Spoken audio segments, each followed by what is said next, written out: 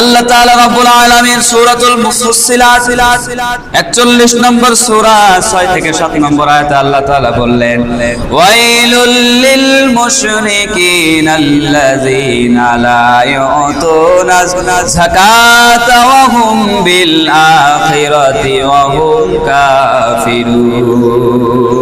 আল্লাহু আকবার।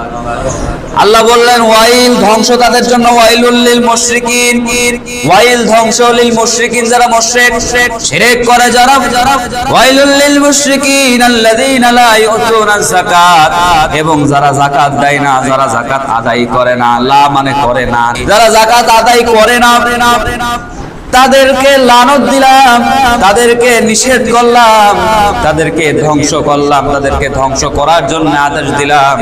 ওয়াইল ধ্বংস তাদের জন্য।